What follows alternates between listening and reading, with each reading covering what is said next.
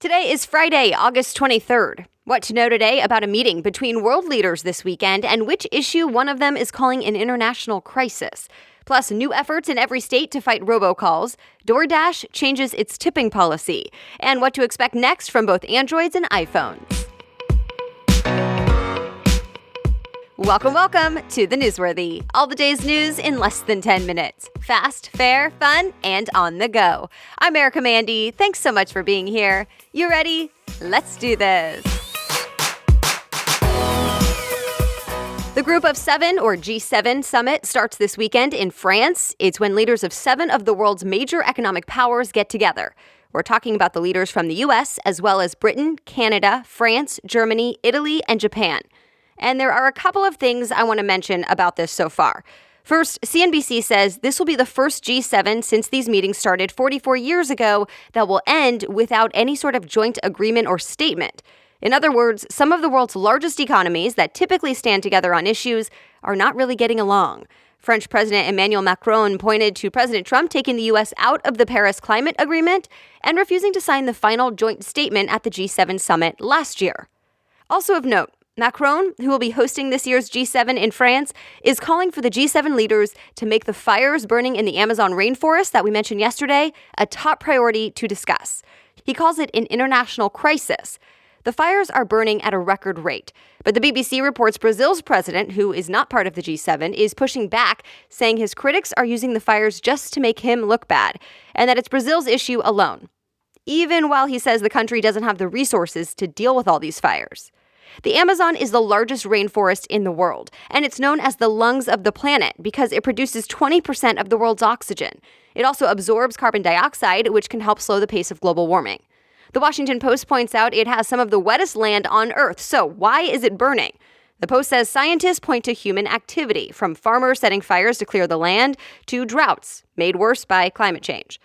The hashtag Pray for Amazon is now going around on social media, and some celebrities are weighing in as well, like actor Leonardo DiCaprio. He posted to Instagram providing ideas of ways to help and places to donate. Stay tuned for details about what happens at the G7 summit this weekend. Another new effort to stop those annoying robocalls, and this time it involves every state. The Wall Street Journal reports attorneys general from every state in the U.S. and several large telecom companies all signed a pledge to prevent those scam calls.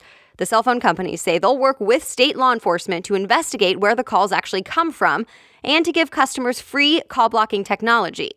So far, AT&T, Verizon, T-Mobile, Sprint, CenturyLink, and 7 other companies are on board.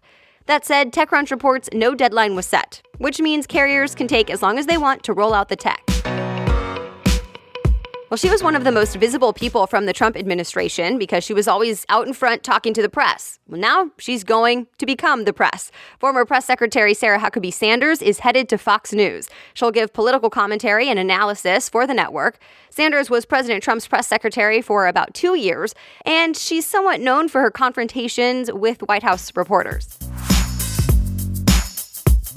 For the first time, dozens of countries, including the U.S., are pushing to protect giraffes as an endangered species. The countries voted to put stricter regulations on world trade involving giraffe parts like hides, bones, or meat. The goal is to keep better track of the animals and, hopefully, save the population. The AP cites stats from conservation groups who say the number of giraffes in Africa has dropped by 40% in the last 30 years. And if that continues, giraffes may end up extinct. But some African countries where the giraffe populations are doing okay are not on board with the new regulations. They say there's not enough evidence that giraffes are in danger. Either way, most countries okayed the new protections, and it should get the final approval next week. We have more news ahead for you, but let's take a quick break right now to thank this week's sponsor, LaFleur. This is a company that designs thoughtful clothing with the on-the-go professional in mind. LaFleur offers machine-washable and wrinkle-resistant fabrics, adjustable hems, and more. And each item is designed with versatility in mind so you get the most out of each outfit. Plus, the company's expert stylists are right there to help you to create your ideal work wardrobe. They even have an award-winning newsletter that includes career advice and styling tips. I love to get ideas for work clothes because I want to look and feel my best while also not really having to spend that much time or energy on it. So right now, new customers can get $25 toward their first purchase with the code Newsworthy. Check it out or tell the women in your life. Just visit mmlafleur.com/newsworthy for more details and to redeem this $25 gift. That's mmlafleur.com/newsworthy, and you can find that link in today's show notes. Now back to the news. College football is back. The season kicks off tomorrow with 2 games. Miami will play Florida and Arizona plays Hawaii. As for the season, all eyes will likely be on Clemson this year. Sports Illustrated says the team is trying to win back-to-back titles. In other sports news, Serena Williams is about to play her main rival in the U.S. Open for the first time.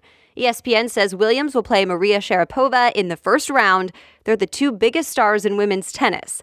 The highly anticipated match is the first time the two will play each other in more than 3 years, and it's the first time they'll go head-to-head at the U.S. Open. The match is on Monday.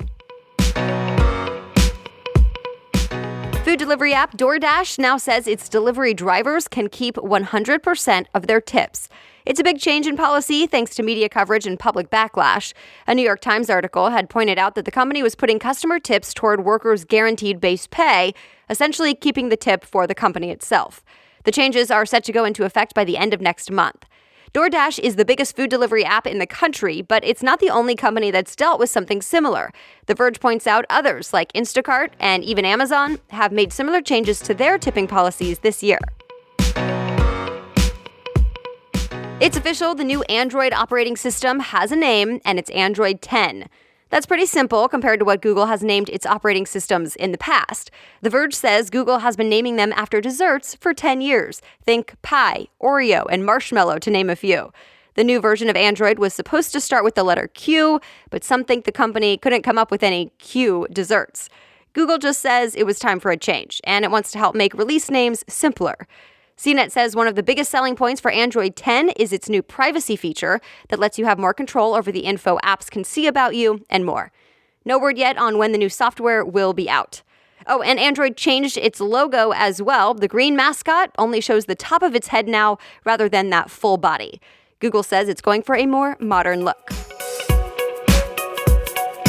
Rumor has it Apple is coming out with a bunch of new tech this fall, including new iPhones, an iPad upgrade, and its largest laptop in years.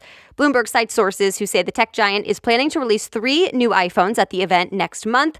As we've mentioned before, 2 of them will be, quote, iPhone Pro models. The biggest upgrade is apparently to the rear-facing camera. It will now have a sensor to capture ultra-wide-angle photos and videos. The phones will reportedly also have a new multi-angle Face ID sensor, which will let users unlock the phone even if it's laying flat on the table. Apple is apparently working on a new iPad, Apple Watch, AirPods, a HomePod Plus, and a new MacBook Pro, which is a 16-inch screen. That's the largest laptop from Apple in several years. The phones will likely go on sale in September. For the first time in more than a decade, divers explored the wreckage of the Titanic. But what they found was surprising. USA Today reports the ship is decaying.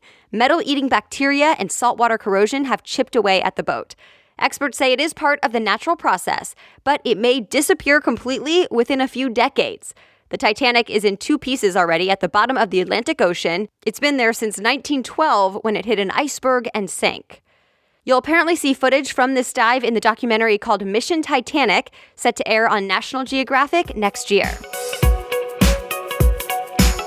All right, that's it for today. Thank you for listening. And a quick note that it's my birthday today, so I'm going to ask you for a little gift. That you take a picture of yourself listening to the Newsworthy, or at least of your phone while it's playing, and then post it to Instagram and tag me. I'm at Erica Mandy News, and I would love to connect with you, and it would make my day to see you listening to the show.